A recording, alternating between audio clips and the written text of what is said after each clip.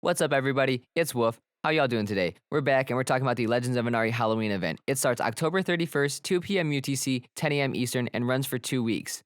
We're going to be talking about the exclusive spawns, baits, and how events work for new players and returning players that might need some help. We will also be talking about questlines and how their addition to the game has enhanced it and events overall. So let's get into it.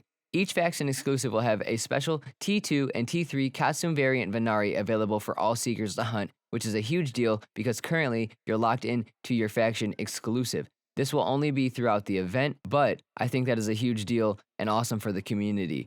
The exclusives are Loru, Waddell, and Atheli. Tydru will also have a T1 and T3 costume variant available for seekers to hunt, so those are the 4 that you're going to want to focus throughout the event. Again, that is Loru, Waddell, Atheli, and Tydru, and I'm super excited because I don't even have a T2 Loru at this point, and seeing the other faction exclusives is going to be awesome. Now let's talk about the baits. The Jelly Jack-o'-lantern is the tier 2 bait. There's 20 of those available daily for 2,800 gold, available in the City of Tekta, Morella Town, and Mithra Shores.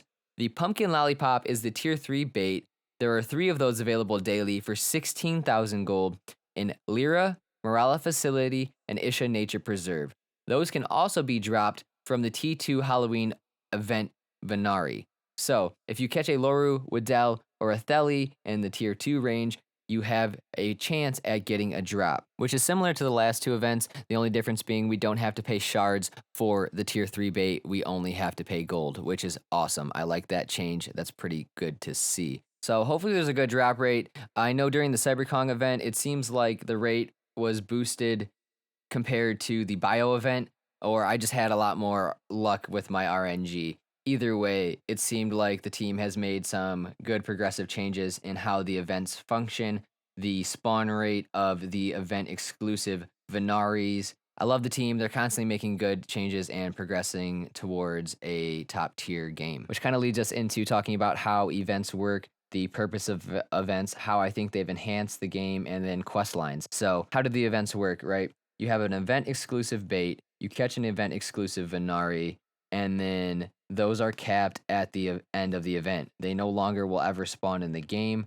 and then at some point you can mint those into the marketplace when the marketplace becomes available. So I think based on rarity and how limited they would be, that the events draw an exclusivity that the normal gameplay, I guess, doesn't, and it also brings together different communities, right? So we've seen bio people come in and play. We've seen CyberCon people come in and play. There's a whole list of other different partnered projects that have access that I'll throw on screen. I just think it's awesome because it's building a community and it's completing the whole Web3 loop of interoperability, right?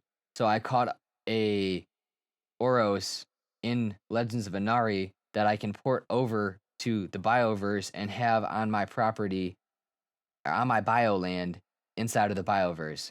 So I think the interoperability and the exclusivity and the bringing together of different communities is awesome, and it's good for this game, it's good for the other games, and it's good for everybody involved. So I think that is overall the purpose of the events, how they've enhanced the game, and how they will continue to enhance the game moving forward. Now, for quest lines, right? Quest lines is awesome. They introduced the weekly Nairi quest where you go through, you have to catch a specific set of Venari, and then you catch another set of type of Venari, or you catch a specific size, and then you get gold, a core, and then you get the Nairi, right? During the CyberCon event, they had a CyberCon exclusive quest. Any CyberCon holder could do those quest lines, right? And you got pretty awesome rewards. So it incentivizes people of the Legends of Venari community that may not have a CyberCon, or people from the CyberCon community that may not have a Alpha Pass or a Gilded Alpha Pass. It incentivizes those people to buy the NFT. So it adds value to your NFT, and it also adds value to the other community's NFT. They have access to the game. They can play for 2 weeks. They like it. They buy a pass. Say, I want to do the specific quest line. I buy the CyberCon and do the quest line during the event. They do bounties there throughout these events that reward the community. So I think that's awesome, right? Catch a specific Venari, get $50. Like, who else is doing that? That is pretty awesome.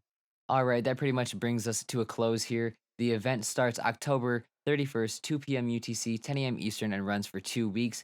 Each faction exclusive will have a T2 and T3 Venari available for all seekers to hunt, regardless of your current faction. Taidru will also have a T1 and a T3 variant available for all seekers to hunt.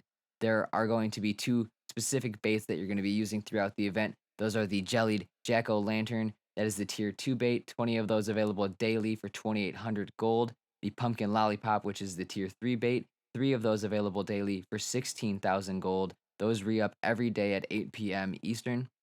There's also going to be a special quest line available for all seekers throughout the event, gaining you over 60,000 gold and event exclusive baits to use throughout the event. So make sure you complete those quests and use them to your ability and advantage. So I will see you out there looking for those Venari. I'll see you in the next video. Peace.